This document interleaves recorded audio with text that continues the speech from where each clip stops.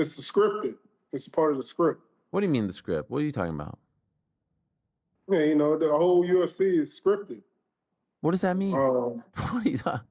it's part of the plan. So in July 12th, they want me to win first round knockout. So that's what's gonna happen? Part of the script. Yeah, it's part of the script. So whoever want to make that bet, go ahead and make that bet. Well, I got to tell you, UFC heavyweight knockout king Derrick Lewis has allegedly dropped a bombshell accusation, claiming the UFC is scripted and fake. And UFC President Dana White, he's not staying quiet. He's launching investigations, threatening to hand fighters over to the FBI. And even UFC legend and analyst Chael Sonnen has weighed in with his own experience witnessing fight fixing in combat sports. There's cheating in this fixed fight. My own reaction to it is when I saw the numbers that the FBI had and the numbers that they saw and the way that the lines moved is very abnormal. In fact, it would be in line with cheating. This gentleman goes out there, he loses the position, all of a sudden he's on bottom, dude's on top with a rear naked choke, and the most basic defense, which is to fight the hands, is something that he doesn't do. We get the information that the line had moved heavily, and the money that was coming in, it was betting that he would be finished in the specific round where he was finished. It is very odd that they would swing as heavy as they did in this contest. Let's start with where this all began.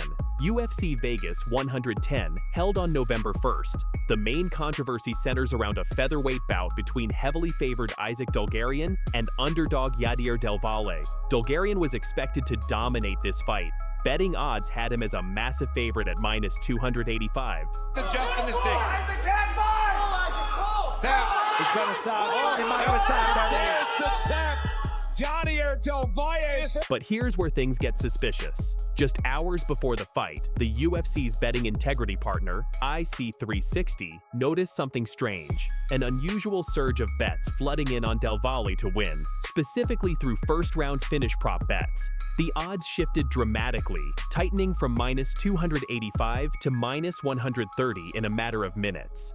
We're with a company called IC360, and they are the best bet monitoring company in the business. And they reached out to us and they told us that there was some unusual action going on with that fight. Do we know anything? We called the fighter and his lawyer. What's going on? There's some weird action going on in your fight. Do you owe anybody money? And the kid said, no, absolutely not. The fight plays out, first round finish. Literally, the first thing we did was call the FBI. I've met with the FBI twice today. That's the whole thing. Now you see people out there talking, oh, there's hundreds of fights under it. It's total bull. IC360, our company, they monitor all of the betting. There aren't hundreds of fights being investigated. All clickbait BS. We're watching every single fight that happens in the UFC, from the first prelim to the main event. If you try to do this, I've been very vocal and very open about this. We will be your worst enemy. We will immediately go after you, guns a-blazing, with the FBI and whoever else we need to get. And we will do everything we can to make sure you go to prison. You're seeing things out on the internet where like fighters are coming out and going, oh, I was approached. Really? Why didn't you tell us that? Or more importantly, why didn't you tell law enforcement that you were approached? Now you're saying that you were approached? Dana White told TMZ Sports that they immediately contacted Dulgarian and his lawyer, asking point blank, "Are you injured? Do you owe anybody money? Has anybody approached you?" According to White, Dulgarian's response was confident. "No, absolutely not. I'm going to kill this guy." We called the fighter and his lawyer and said, what's going on? There's some weird action going on in your bet, weird betting action going on in your fight. Are you injured? Do you owe anybody money? Has anybody approached you to, and the kid said, no, absolutely not. I'm going to kill this guy. And, so we said, okay. The fight plays out and first round finish by rear naked choke. Literally, the first thing we did was call the FBI. So we called the FBI. I've met with the FBI twice today. If you try to do this, I've been very vocal and very open about this. We will be your worst enemy. We will immediately go after you, guns a-blazing, with the FBI and whoever else we need to get. And we will do everything we can to make sure you go to prison. So the UFC let the fight proceed. What happened next? Dulgarian looked completely indifferent during the fight. He was submitted in the first round via rear naked choke by Del Valle, exactly what those suspicious prop bets had predicted. White didn't waste any time. Quote, "Literally, the first thing we did was call the FBI." Literally, the first thing we did was call the FBI. Dulgarian was released from the UFC immediately on Sunday night. Caesars Sportsbook and several other major betting platforms announced they would refund all bets placed on Dulgarian to win. The Nevada Athletic Commission has frozen Dulgarian's fight purse pending the outcome of the investigation. And White met twice with the FBI on Tuesday, saying about the situation, "It doesn't look good. It definitely doesn't look good." There's no proof that he's done this yet, but I can tell you this, it doesn't look good. It definitely doesn't look good. UFC heavyweight legend Derrick Lewis, nicknamed the Black Beast and holder of the record for most knockouts in UFC history, has allegedly come forward with explosive accusations of his own.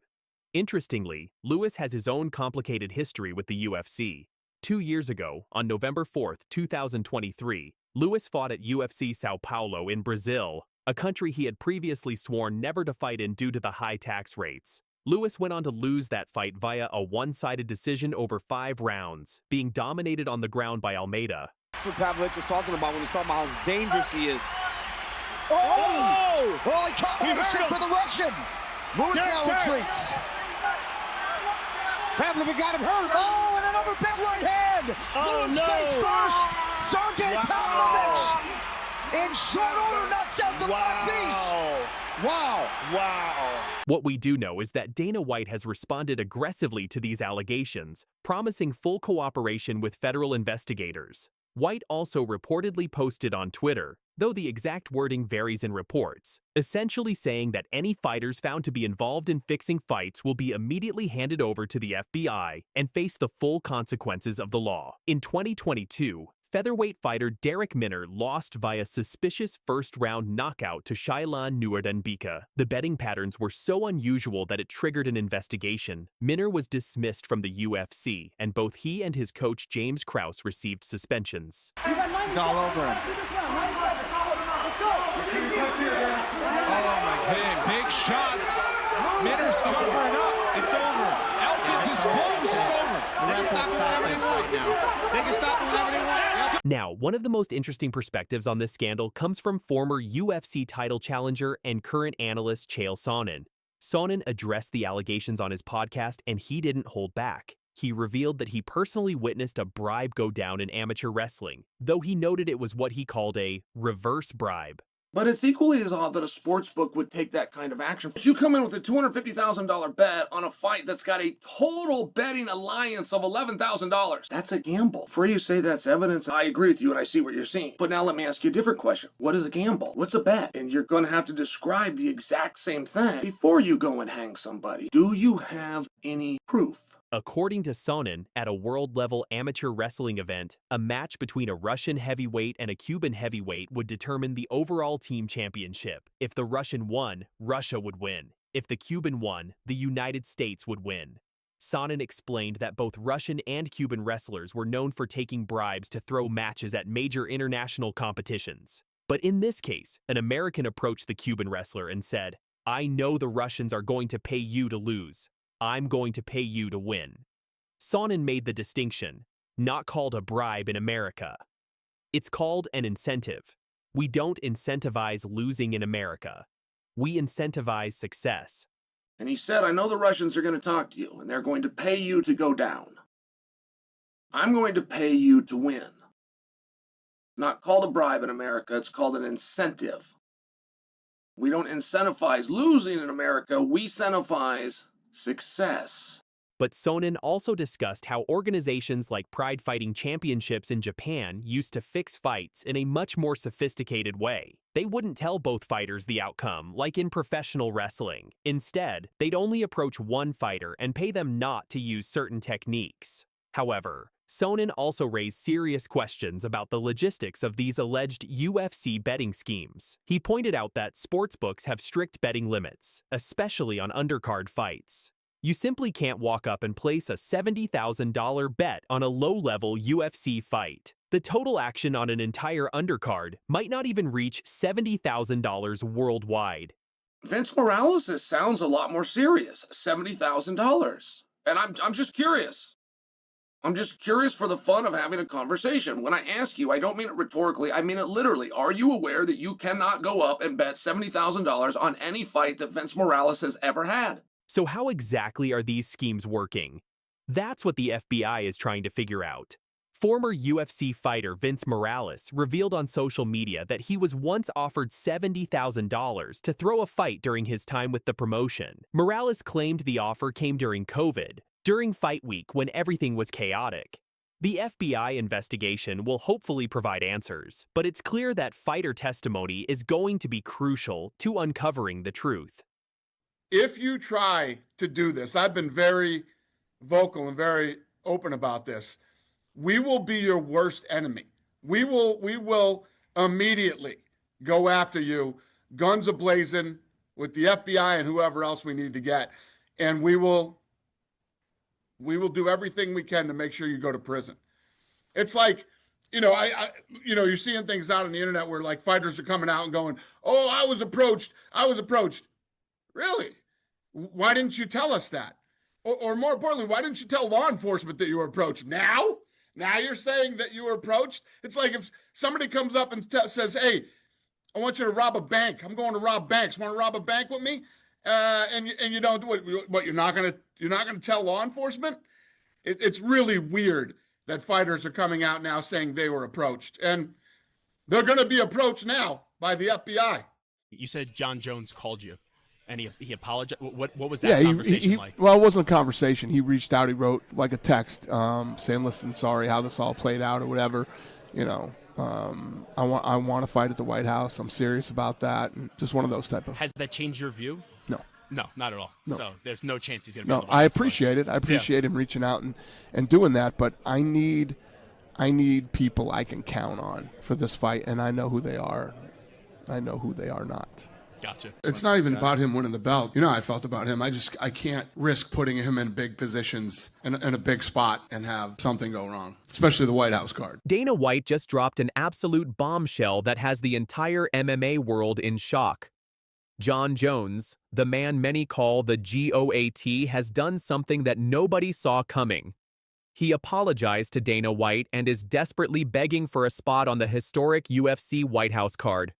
But Dana's response? It's going to leave you speechless. This is a story about pride, trust, and why being the greatest fighter might not be enough when you've burned too many bridges. Stay with me because this gets crazy. You said Jon Jones called you, and he apologized. What was that conversation like? Well, it wasn't a conversation. He reached out. He wrote like a text saying, "Listen, sorry how this all played out," or whatever.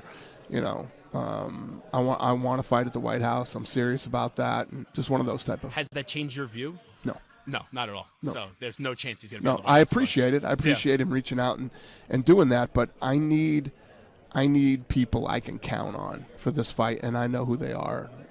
I know who they are not. Gotcha. Let me paint the picture for you. We're talking about the most historic UFC event ever planned.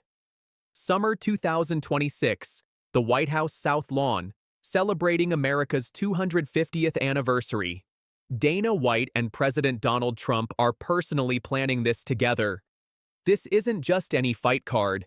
This is global television, under 5,000 exclusive guests, snipers for security, and the entire world watching. The pressure?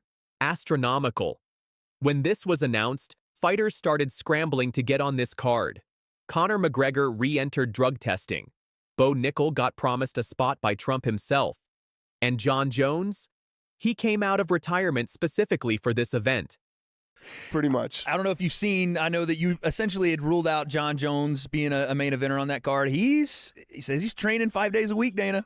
He says he's trying to get on that card. What does Jon Jones have to do to get on a White House card? Well, Jon Jones doesn't have to train 5 days a week now. The fight isn't until next, He just looks like he's jazzed up. He's ready, This is a renewed Jon. He has made it very clear to me that this is what he wants to do. But I need people on this card that I can count on, that no matter what happens, opponents get switched out or whatever happens, I need guys that I can absolutely count on that are going to show up that night. So Listen, I'm not saying no to Jon Jones, and I respect the fact that he's pushing this hard, but Jon Jones and I just had a deal that he pulled out of. Yeah. You know, so he's not on the top of my list, even though I say it all the time, you know, he's the greatest of all time. I still know that to be a fact. You know the comments are going to come he's after you not once the greatest. again. He's not the greatest of all time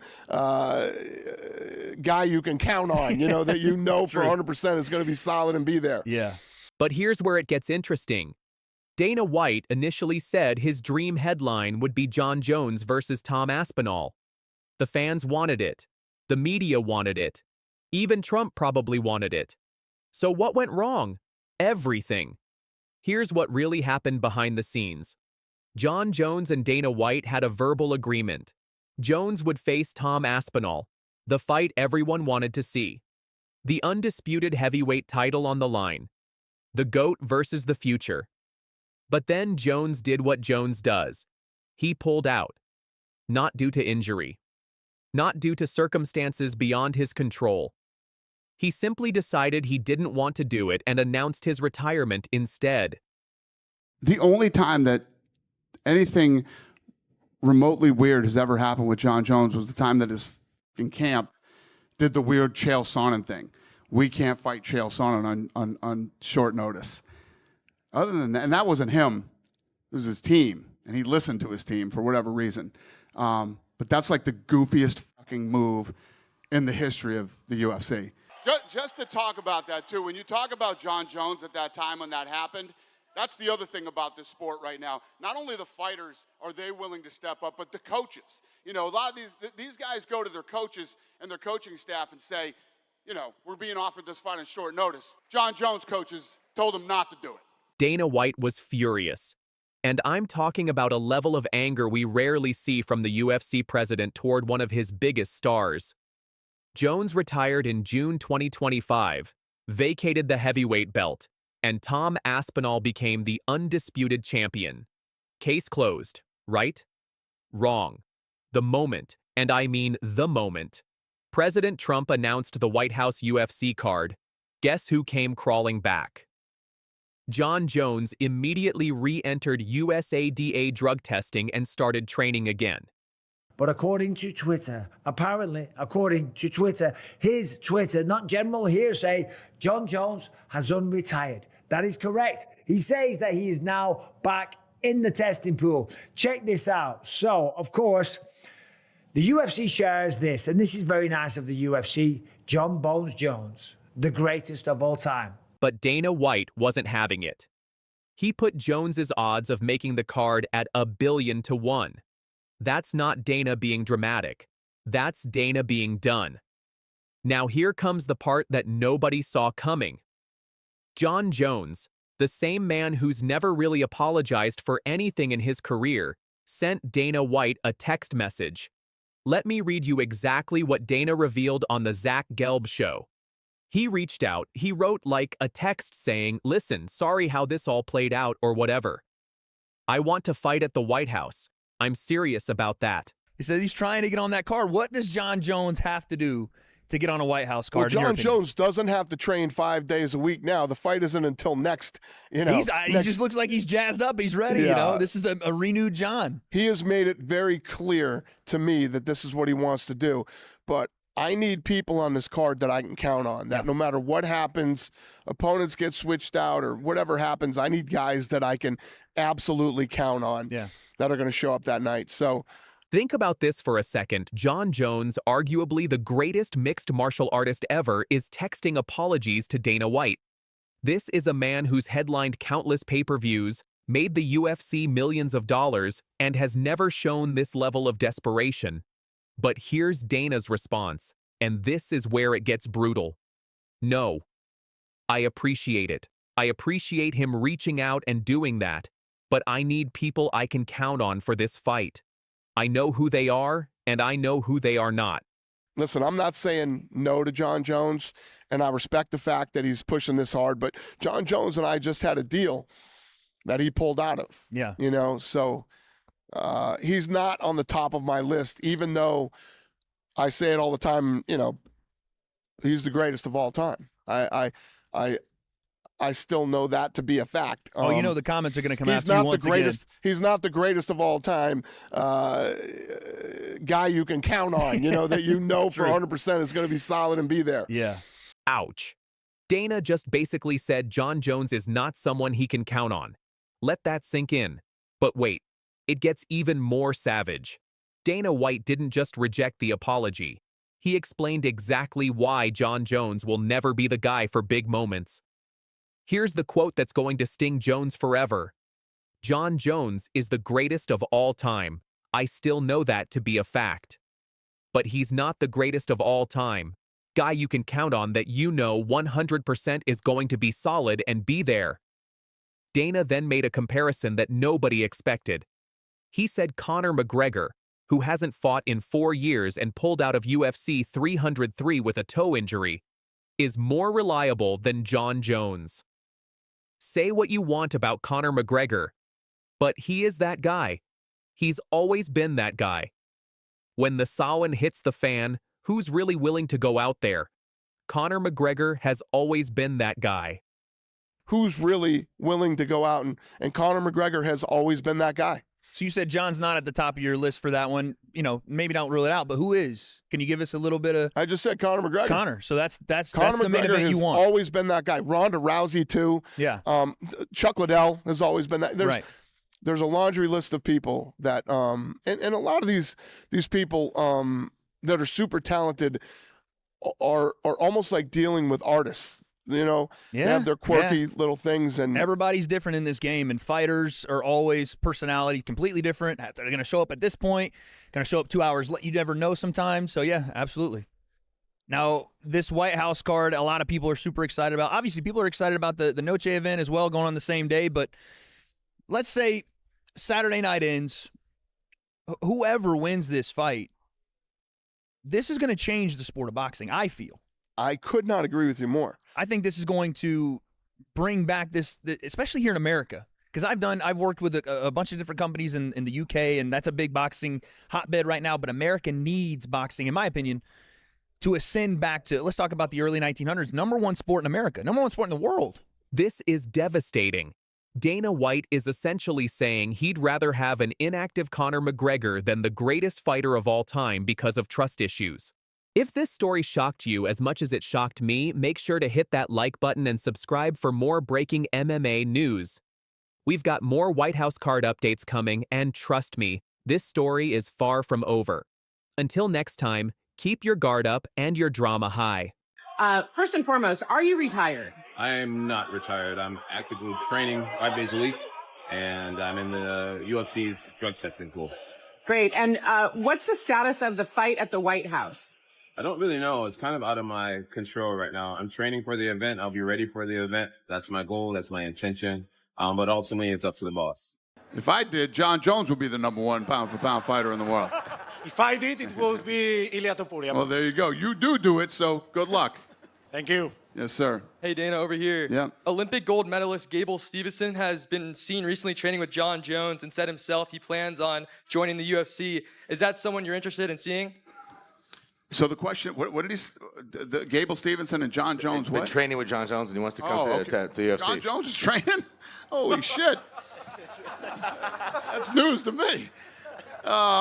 Was he on the reality show in Thailand or something? Oh, boy. When you knock on my door, and I say, hello, Satan. Spider webs. I believe it is time to go. Me and the devil. Jon Jones has dropped a massive bombshell about his fighting future. Despite Dana White's 1,000,000,000 to 1 odds against him, Bones Jones is declaring he's not retired and is actively training 5 days a week for what could be the most historic UFC event ever. The White House card set for June 2026. Going pretty well. Things are going great. The White House. Dana White said, you and Jon Jones, that's a real deal. I'm going home. I'm going to get the head down. I'm going to rest. They're testing me. I'm in the pool. I says, he always say, man, I thought that's what the pools are for, jumping in and out. But I'm back in the pool. So get ready and stay ready, because damage will be done. Oval Office, White House card.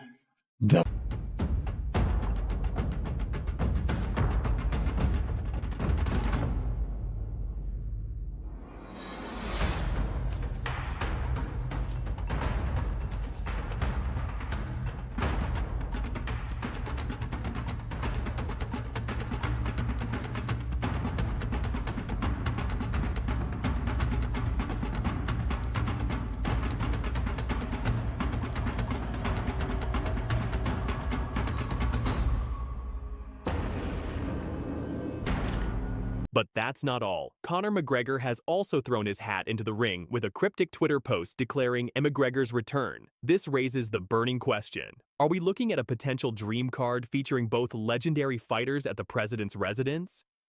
Stay tuned as we break down all the explosive details. Let's start with the man who started it all, Jon Jones. Remember, this is the same fighter who announced his retirement just months ago, effectively killing a mega fight with Tom Aspinall that fans had been desperately waiting for. Dana White was not happy about that decision. You retired, but now it seems like you're getting back into it. Yes, Can you ma'am. explain it, break it down for us a little bit? I was retired. I felt like I was at a place where I've done it all in the MMA space, and felt like there wasn't too many more challenges for me, and I just wanted to do something more than championships and money. And Donald Trump mentioned that he wanted to have a fight at the White House Garden, and that just seems like such a huge opportunity. Just to be able to entertain the country and the world at this level at the White House, it just means the world to me. So I'm back. But speaking at the MTV VMAs, Jones made his intentions crystal clear. And I quote, "I am not retired. I'm actively training 5 days a week, and I'm in the UFC's drug testing pool." That's right, folks. Jones has re-entered the USADA testing pool, which means he's serious about this comeback. Jon Jones has unretired. That is correct. He says that he is now back in the testing pool. Check this out. So, of course, the UFC shares this, and this is very nice of the UFC. Jon Bones Jones, the greatest of all time. When pressed about the White House card specifically, Jones said, "I'm training for the event. I'll be ready for the event. That's my goal. That's my intention, but ultimately it's up to the boss. The boss, of course, being Dana White, and White is not making this easy for Jones. First and foremost, are you retired? I am not retired. I'm actively training 5 days a week, and I'm in the UFC's drug testing pool. Great. And what's the status of the fight at the White House? I don't really know. It's kind of out of my control right now. I'm training for the event. I'll be ready for the event. That's my goal. That's my intention. But ultimately, it's up to the boss. The UFC president has set the odds at 1,000,000,000 for Jones appearing on this historic card. Why? Because Jones has burned bridges before, backing out of the Tom Aspinall fight after reportedly agreeing to terms. White doesn't trust Jones with such a massive event, and frankly, can you blame him? What makes you confident? What makes me confident? Oh, man. I don't know. Just hard work. Hard work and doing the things that people don't like to do. I think that builds confidence. Repetition builds confidence. Getting to your level, which is, I want to just say congratulations on everything you've done. Thank you. What was the biggest struggle you've dealt with in your career, but that struggle made you who you are today? The biggest struggle? You know, one thing that I'm learning in life right now is just to say yes to opportunities and not to allow insecurities or fears to hold you back. For example, just 2 days ago on Friday, I got this opportunity to be a presenter in one of the biggest shows in the world. Pretty intimidating opportunity, but I said yes, right? So I think one of the biggest things I'm working on in life right now is just saying yes, facing your fears head on. What advice would you give to someone who is afraid of facing their fears every single day? My advice would be to just do it. And oftentimes after it's done, you're going to be so glad that you did. And I do believe the best things in life are usually on the opposite side of hard work and fear. Jon, thank you so much. Congratulations on everything. Thank you. Now let's talk about this unprecedented UFC White House card. Because this isn't just any fight night. We're talking about the most ambitious MMA event in history. Originally scheduled for July 4th, 2026, America's 250th birthday, the event has now been moved up to June 2026, and the details are absolutely mind-blowing. Fighters will warm up inside the White House itself. Ceremonial weigh-ins will take place on the steps of the Lincoln Memorial. We're talking about fireworks, light shows, and festivities unlike anything the sport has ever seen. So every one of our national park, battlefields, and historic sites are going to have special events in honor of America 250. And I even think we're going to have a UFC fight. We're going to have, does anybody watch UFC, the great Dana White? We're going to have a UFC fight. We're going to have a UFC fight. Think of this on the grounds of the White House. We have a lot of land there. We're going to build a little, we're not, Dana's going to do it. Dana's great, one of a kind. Going to have a UFC fight, championship fight, full fight, like 20, 25,000 people. And we're going to do that as part of 250 also. We're going to have some incredible events, some professional events, some amateur events.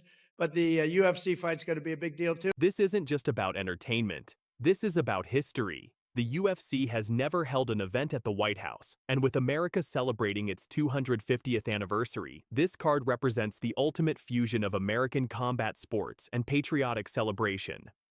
But here's the catch. Getting on this card isn't just about being a big name.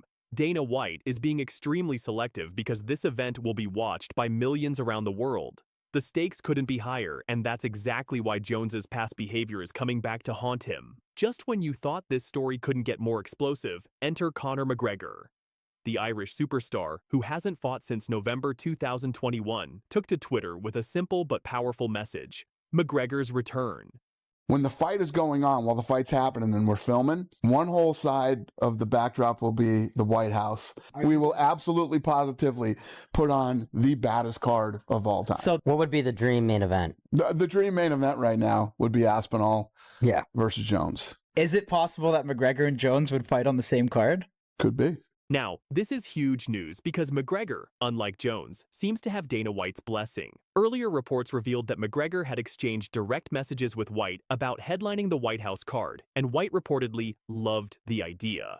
Think about it. McGregor might not be American, but he's arguably the biggest draw in UFC history. His return would guarantee massive pay-per-view numbers and global attention for this historic event. Plus, unlike Jones, McGregor hasn't been backing out of agreed fights recently. The question everyone's asking: could we see both McGregor and Jones on the same card? A double main event featuring two of the sport's most controversial yet captivating figures? The possibility has fans around the world losing their minds on social media. But we can't forget about the elephant in the room. Tom Aspinall, the current interim heavyweight champion, has been waiting for his shot at Jones, and this White House situation has put him on high alert. But undisputed status is disputed. That's where we're at right now. Well, somebody said an interim champion can't be in the presence of an undisputed champion, and an undisputed champion can't be in the presence of an interim champion. And that's true. They both contradicts each other completely. Of course. So we need to find out who the guy is. If it's not Jon Jones, get out of the way. I'll take the title. I'll fight someone else. Happy days. Aspinall has been vocal about wanting to unify the heavyweight titles, and with Jones actively training again, those fight negotiations could heat up quickly. If Jones does make it onto the White House card, Aspinall versus Jones would be the perfect co-main event to complement a potential McGregor return. However, Aspinall has his own upcoming title defense against Cyril Gane to worry about first. But make no mistake, he's keeping a close eye on these developments, and his team is surely preparing for the possibility of facing Jones on the biggest stage in UFC history. Question for Tom. Tom, you were originally supposed to fight Jon Jones for the belt. Now it's Cyril. So my question is simple. Considering that Jones is nearing the end and Cyril is in his prime, who do you consider the biggest test right now? Cyril's the guy I'm fighting, so he's the biggest test right now. Jon Jones is retired, so I don't really have much to say on that, to be honest. So I'm fighting this guy, and this guy's really good, so I'll be as ready as I can be. In related news that could impact Jones's White House chances, all charges against him from a February car accident in Albuquerque have been officially dropped. The Bernalillo County District Attorney's Office dismissed the case after Jones's alibi defense held up. Jones released a statement saying, "I want to thank the District Attorney's Office for carefully reviewing the facts and ultimately vindicating me completely.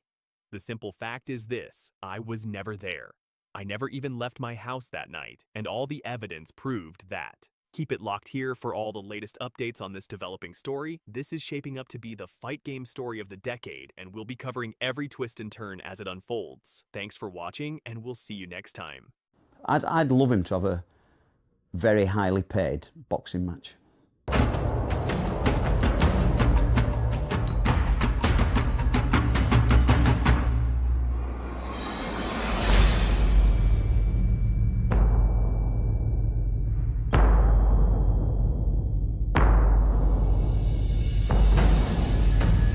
UFC heavyweight champion Tom Aspinall and his father Andy have just dropped a career-changing message that has the entire MMA community talking.